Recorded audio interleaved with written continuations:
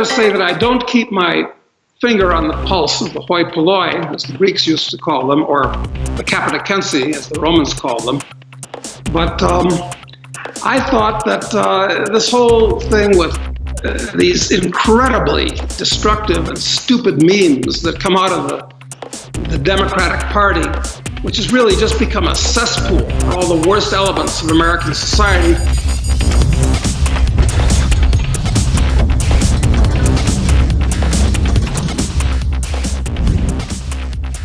This is the Power Market Report. I'm Albert Liu, and welcoming back on the show from Argentina, author and investor Doug Casey. Casey is a favorite of the Power Market Report, so thank you very much for coming back on, Doug. How are you?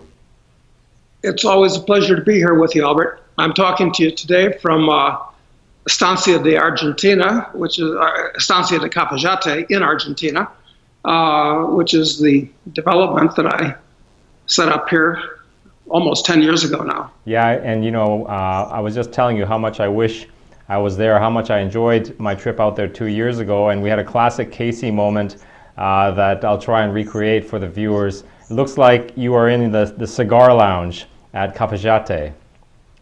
Well, it's a cigar lounge when I decide to fire up a cigar, certainly. And what am I smoking today? It's not a Cohiba, which are actually my favorites. They're heavily promoted. It's a Romeo y Julieta, which is a very nice smoke. But, you know, in the past there have been disadvantages to being in Argentina, but most of them are going away now that we have a new government down here. I think Mauricio Macri, who's the new president, is actually the most decent human being who's currently running a nation state in the world. I've thought of who is a better guy, and actually it's probably him. Now, that's not to say that he won't be co-opted by the Argentine deep state and screw up royally, but it just seems like he's doing tremendous things down here. So it's people have said for years that I was an idiot putting money in the country where money goes to die, but I may be justified yet. How big of a problem is the deep state in Argentina, or in general in South America, in your experience? Well, in every one of these Latin countries, every single one of them that I can think of, there are anywhere from 10 to 100 families that control all of these countries. And they really constitute the deep state. I mean, they make sure all the laws inure to their advantage and so forth. And this is one reason why these countries always have coups and revolutions and this type of thing. So the deep state's a problem here in Argentina.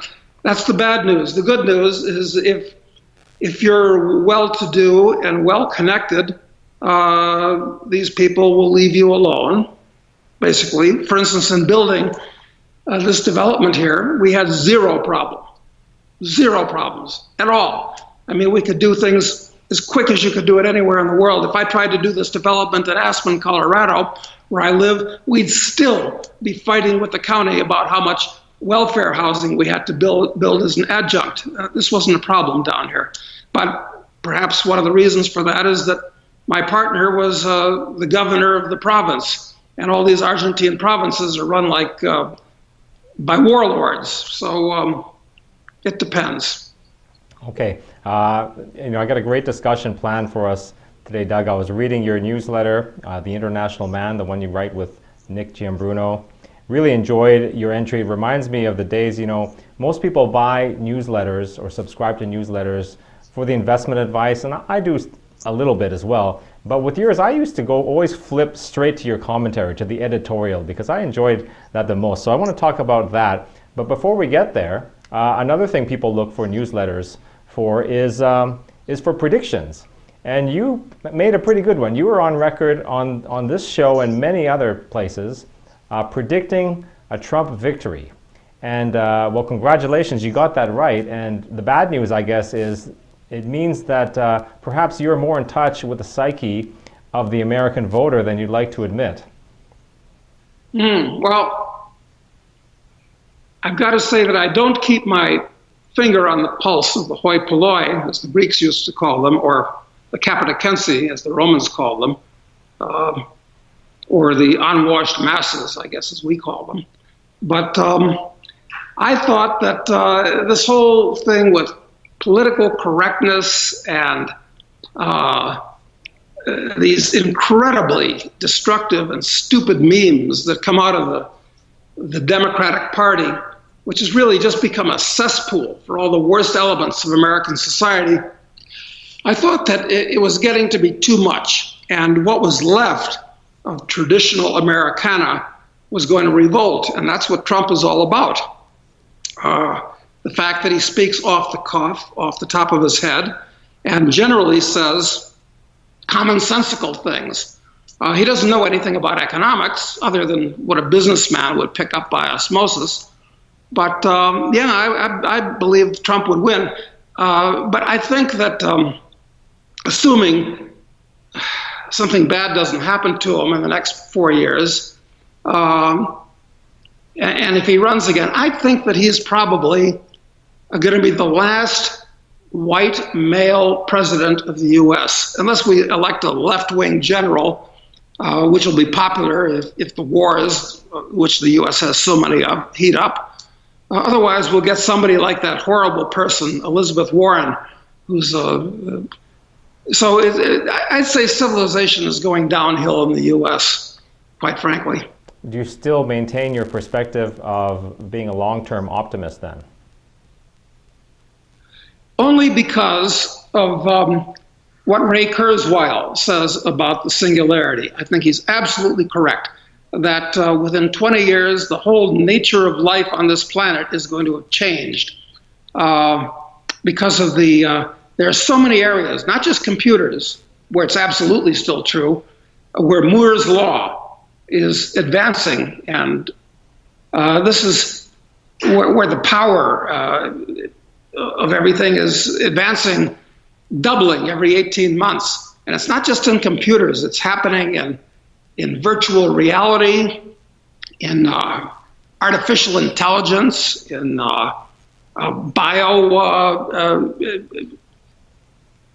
biological things, genetic engineering, most importantly in genetic engineering and nanotechnology is the biggest one. That no, this is going to be absolutely wonderful. This is the biggest thing since the invention of movable type by Gutenberg at the end of the Middle Ages. What's going on? So that's cause for optimism. Now, you had predicted a Trump victory. You even said that you preferred a Trump victory. And I think we do owe him a debt in the sense that he really smashed the co-dynasty that we were living with before him. So we owe him a debt of gratitude for that. But you stopped short of supporting him. And I think what we're seeing now is he's falling in line. If you look at some of his decisions for the cabinet positions, the people that he's mingling with now, Giuliani, Petraeus, these are the names that are floating around. He's got Goldman Sachs back in the Treasury again. Even Mitt Romney, incredibly, is being considered for Secretary of State. And he's had 2 meetings already with Trump. I think the first one was just to retrieve the knife from Trump's back that he slipped in during the primary. It's incredible. I guess it's good that Trump is not prone to having his feelings hurt. But at the same time, he's just going back to the status quo. Now, do you think that's actually a good thing that he's doing that? No, I think it's a disastrous thing. And his supporters consider it a betrayal on his part if he continues with that. And I certainly hope he turns it around, because these denizens of the Beltway in Washington, they're horrible people. So I hope he doesn't clutch them to his breast. It would be like taking snakes to his breast. So it's disturbing and horrible. But trying to get rid of the deep state is like trying to turn around an aircraft carrier. Well, no, that's not a good example, because aircraft carriers can turn quickly, even though they're huge. I would say a super tanker takes all day to change these things. I think what he needs to do is try to imitate, believe it or not, Pinochet in Chile. And people can say, oh, that's horrible, he was a war criminal. Well, he wasn't a nice guy, Pinochet in Chile, But you've got to remember, yes, he killed a couple thousand people when he got rid of Allende in order to institute a free market in Chile, which is why Chile is by far the most advanced and productive and richest country in South America now. But people forget, that at about the same time that Pinochet was elected, you have the generals here in Argentina that killed 40,000 people. You have the generals in Brazil, which killed about the same number of people. You have the generals even in Uruguay, country of only 4 million people, that killed a couple thousand people. This happens all over Latin America. But, since they're all fascists or socialists, they get away with it. But since Pinochet made these tremendous economic reforms, of course, he was prosecuted the world over as a criminal. So it's amazing. But I've got a lot of respect for Pinochet, notwithstanding the fact it's too bad that he, had to kill those people. That's. I'm sure they weren't people I would have liked, and good riddance, quite frankly. But that's just the way the world works. If you believe in the free market, they're going to find some way to screw you. Right. Let's move on to this article. It was called 2 Days with Real and Wannabe Elite. People can find that at theinternationalman.com. And this was basically you recounting 2 days at one of these elite conferences. So first of all, can you tell us what it was and what it wasn't? Because that's sort of how you started the article. Well, I don't want to say the name of this gathering, but as you know, there are a number of groups like the Council on Foreign Relations and Bilderberg and Bohemian Grove and, Davos. There are a number of these things where, the elite, and they describe themselves as the elite. They did at this thing I went to in New York, and they had as speakers, they had Buffett, and they had Soros. They had Madeline Halfbright and Petraeus, and they had all these people, and lots of people that ran big NGOs and corporate executives that want to show that they're philanthropically oriented and not just rich guys. And I was a guest, so I didn't get to say anything because, believe me, I would have been the skeleton at the feast. It would have been a disaster. But it was horrible listening to these people reinforce each other's stupid ideas. So I spent 2 days in New York at this one. And I won't mention which one it was because my partners here at Estancia for the hotel were the sponsors of it. They spent millions of dollars putting this thing together, and I just don't want to say anything about that. Makes sense. For that reason. I don't want to identify it for that reason. Sure. Now, you said that a lot of people think that there's, a lot of conniving that goes on there, conspiratorial stuff. You described it more as a social club, and with elites and then people who are hanging on, who just want to make the company of elites, to sort of bolster, their own image and opinion of themselves. Yeah, what it is you have all these top dogs, and then you have their hangers-on that like to hang around with them and know that there's big money and big power being dispensed. So you get all these second and third tier people that are looking to ingratiate themselves and become minions of these horrible people. So it was a toxic environment for the entire 2 days that I was there. I mean, there was nobody that I found was horrible people. I mean, birds of a feather flock together, quite frankly. And these things that, people say, oh, the Bilderbergers, they control the world. No, they don't. It's just a social gathering where these people can get to know each other personally and learn how to better feather each other's nests in a more or less informal environment. So these things aren't a threat themselves insofar as it's an opportunity for the elite and the intelligentsia, as they also call themselves, to get to know all the others and socialize on a personal basis. That's what those things are about.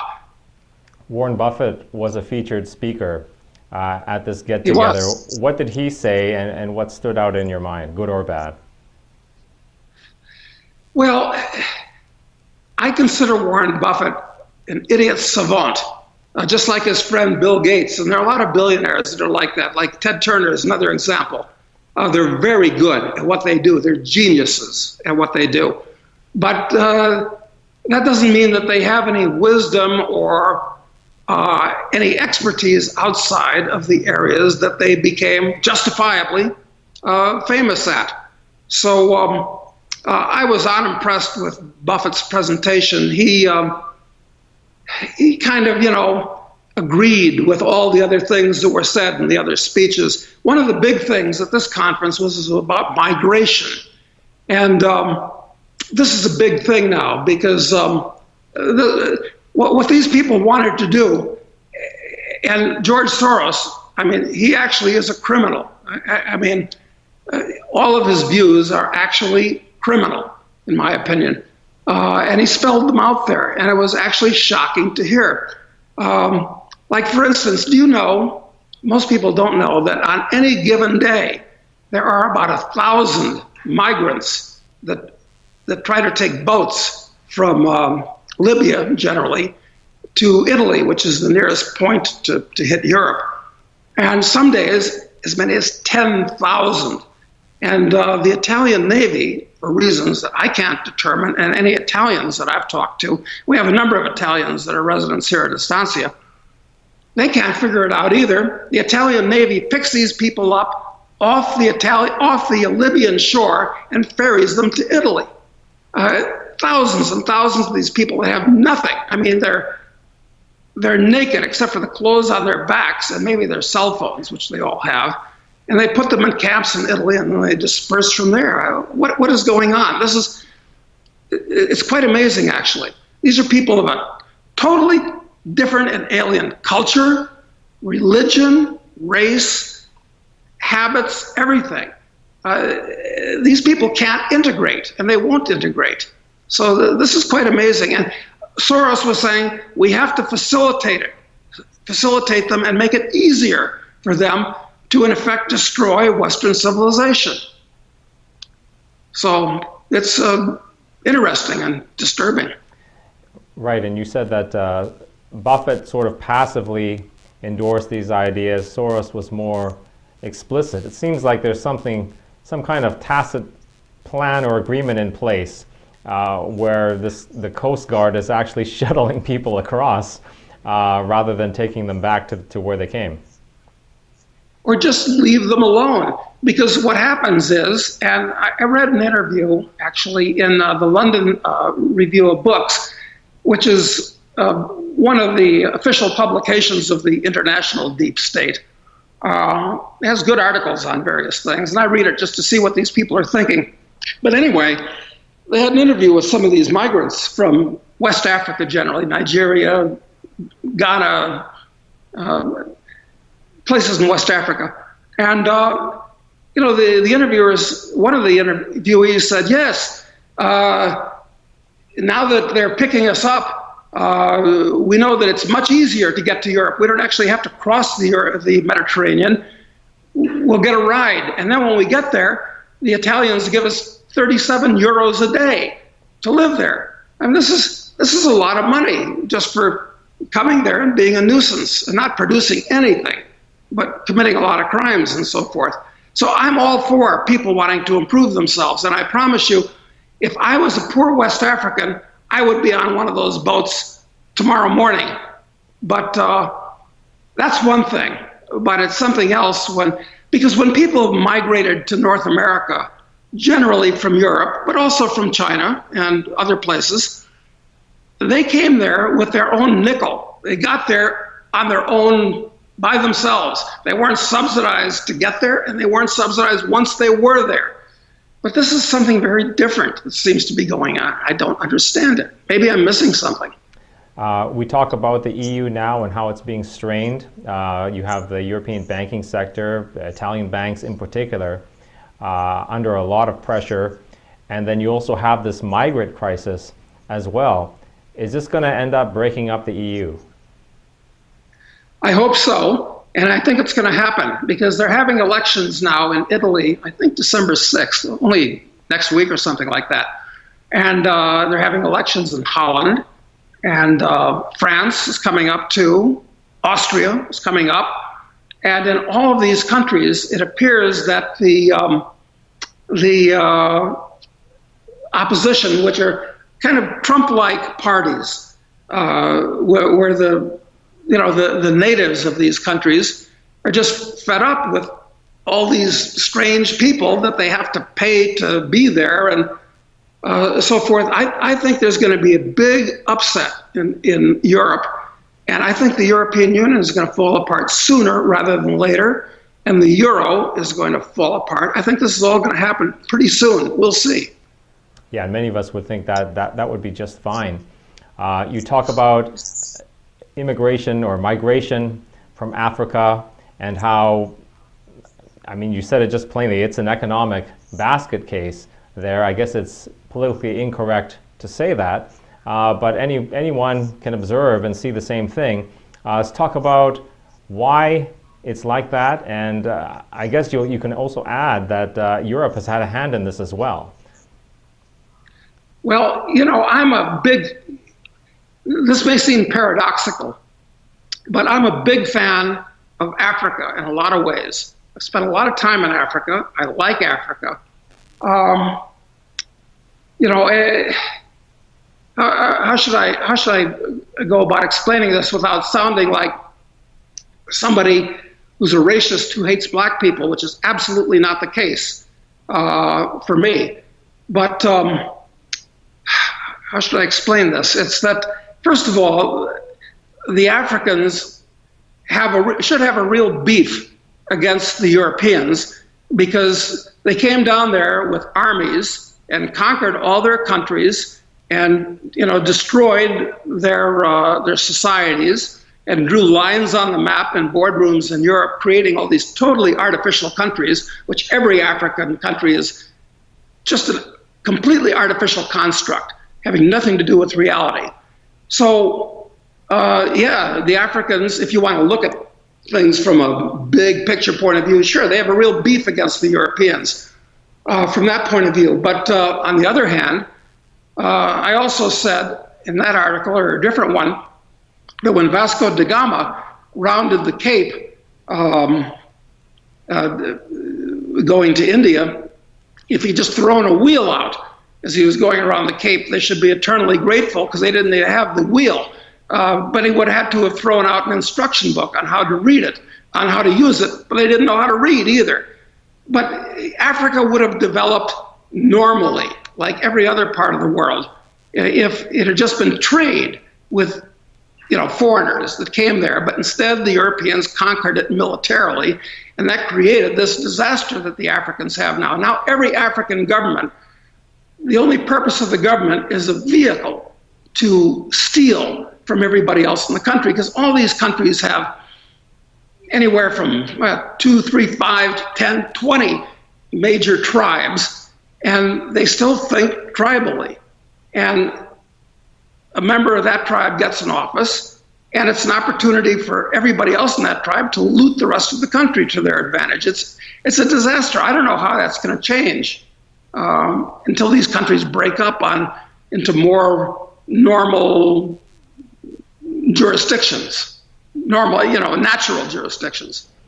But, this was the subject of my novel, Speculator, where our hero goes to Africa. And I'd say that if anybody, I don't care where they're from, wants to make money, especially if you're a young person, you should go to Africa today, because you want to go someplace where it's an on-level playing field, where you have advantages that they don't have. And if a foreigner goes to any of these countries in Africa, because you're different than any of the locals, they're all interested and they want to talk to you and get to know you. And within a week, 10 days in any of these countries, you can be meeting the richest and most powerful people in the country. Business opportunities open up. So I'd say that if there's anybody, I don't care where in the world they're coming from, if you want to make money, you should go to Africa, where you have these advantages just by virtue of not being an African and having experiences and education and capital and connections that they don't have. So I guess that's kind of a brief summary of my views on Africa. In the article, you also point out kind of an interesting irony with this the migration into Europe, in that the colonizers are now being colonized. They are. So their turnabout is fair play. And I have no sympathy for the colonizers as a group, because they shouldn't have, done what they did back in the 19th century. And, now they're kind of getting the blowback, the unintended consequences of that. So it's tough luck for them. I think Europe is a dead duck, quite frankly. I don't know how they're going to stop this mass migration, because mass migrations of people with totally different in every way, you're just asking for trouble. But this is happening with the Chinese now too. I was just going to get to that. Correct me if I'm wrong, but I understand that it's the official policy of the People's Republic to migrate 300 million Chinese, and generally, the poor people, to Africa.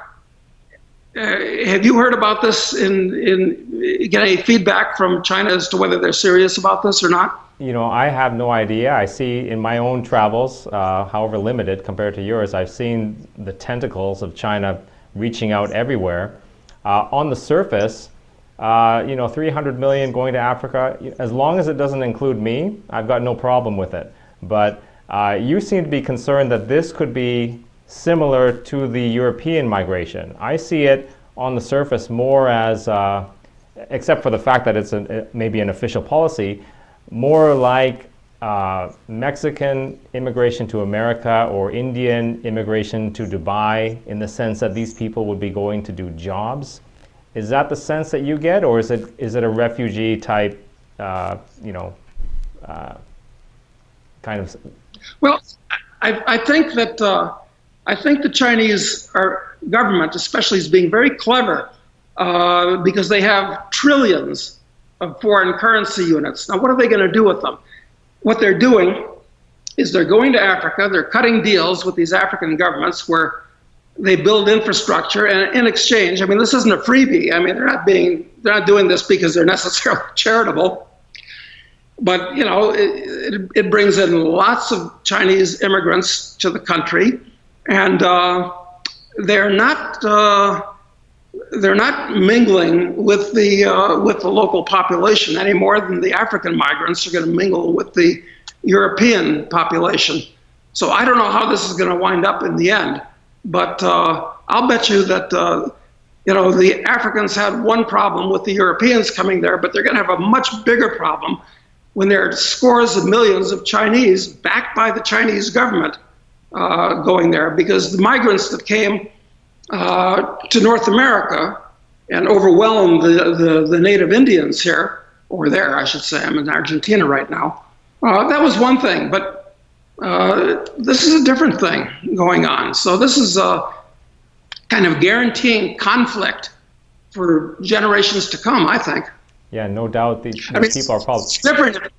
If you or I as individuals go to Africa, we'd fit in, we'd have lots of African friends, we'd do well in whatever endeavors we got into and so forth. But that's us as individuals. It's different if you try to transplant scores of millions of people. That's a different thing. Right, yeah, I agree. That sounds like trouble. And it's resent it. Yeah. Or will resent it. Yeah, absolutely.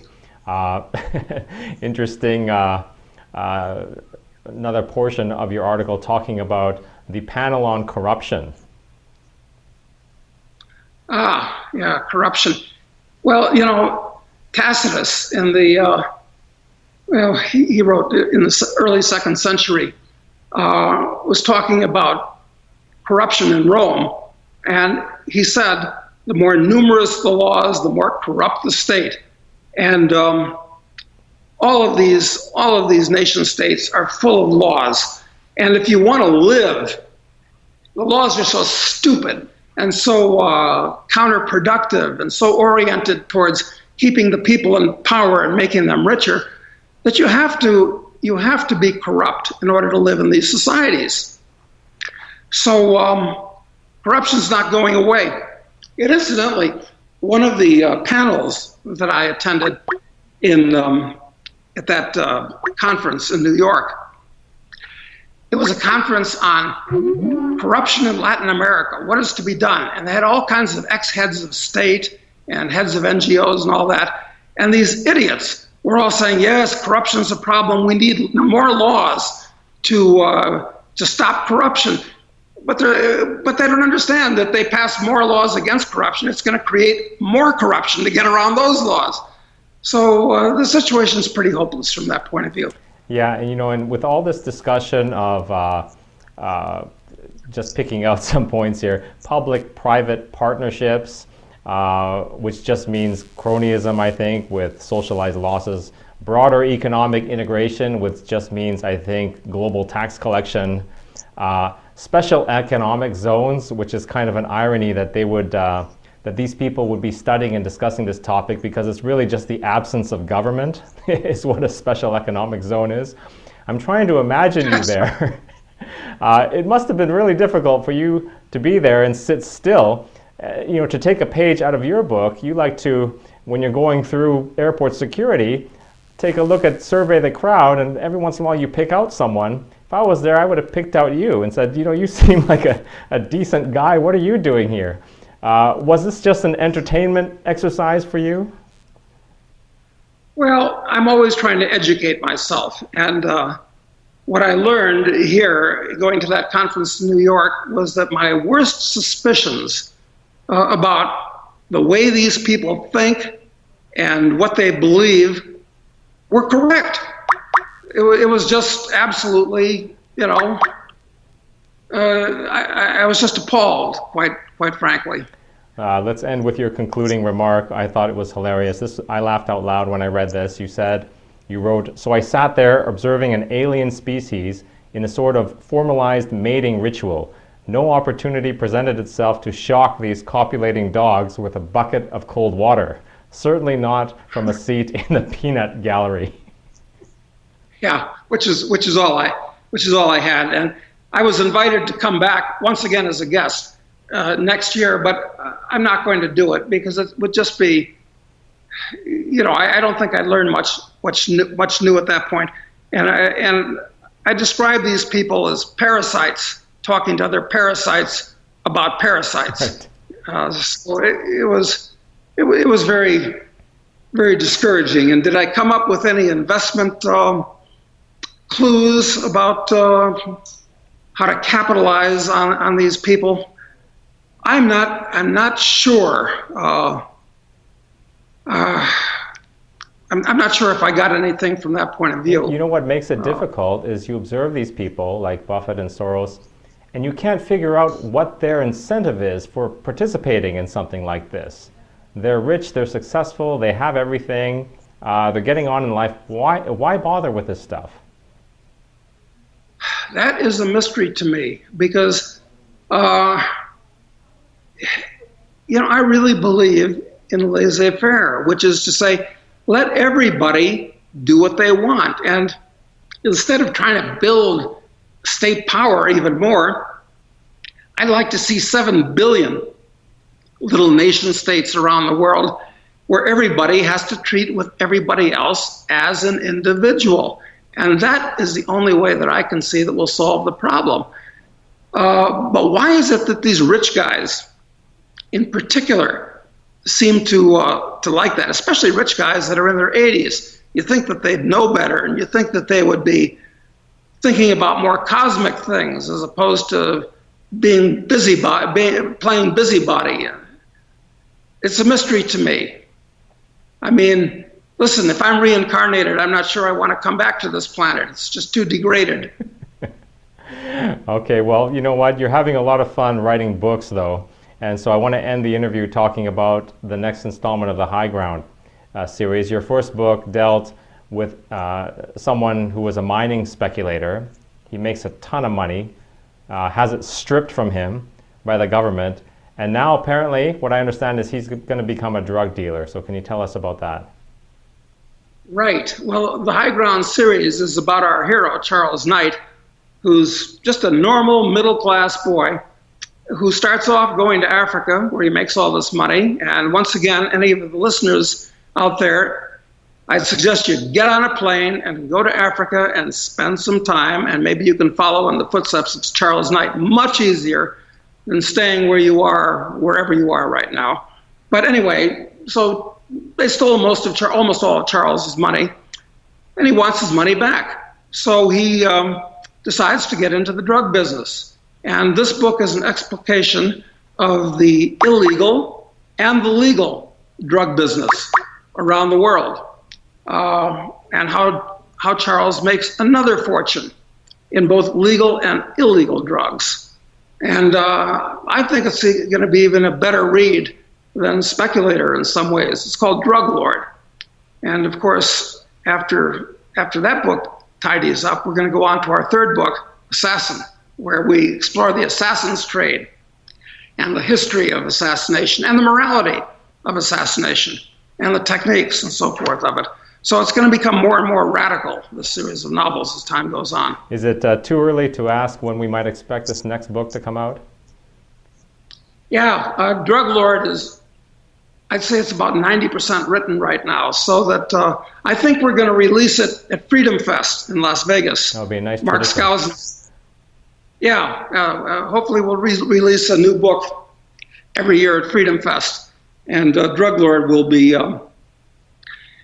next, because everybody says a drug lord. How can you be a good guy and be a drug lord? Well, we explain that, just as a lot of people might ask, how can you be a good guy and be a speculator? But they don't understand what a speculator does, and they don't understand that drugs, it's a question of moderation in all things. Aristotle's golden mean. You don't rule anything out, but too much of anything is a bad thing. So we explain, the good things and the bad things about all drugs, legal and illegal, and so forth. So there's nothing wrong with being a drug lord. These are all just arbitrary laws that governments pass that do nothing but signal the psychological aberrations of people that pass laws. Yeah, and they have a way of lining the pockets of certain connected persons as well. I saw a story recently that beer sales in this country are suffering now that pot is legal in so many states, and I think that police revenues are probably down as well as a result. Yeah, it's amazing. In the United States, we had prohibition from, what was that, like 1922 to 1933, and that created the mafia in the U.S. By making alcohol illegal. That actually created the mafia in the U.S. because they were supplying alcohol to people that wanted it. And they've done exactly the same thing by outlawing other kinds of drugs. And of course, too much alcohol will kill you just as effectively or more effectively than most of these illegal drugs will. So it's completely insane. Okay, well, I look forward to that next book. Hopefully it will come out next year at Freedom Fest. I had a great time this last year, so look forward to that. And thank you, Doug, for making time with us again on a busy day. Really appreciate it. Well, it's a pleasure getting together with you, Albert, and I'll look forward to seeing you at Freedom Fest. All right, take care. Hi, I'm Albert Liu, host of the Power and Market Report. If you enjoyed this video, I invite you to subscribe to my channel by clicking the button on the top left of the screen. And don't forget, you can also visit us on Facebook and at powerandmarket.com. Thanks again for watching.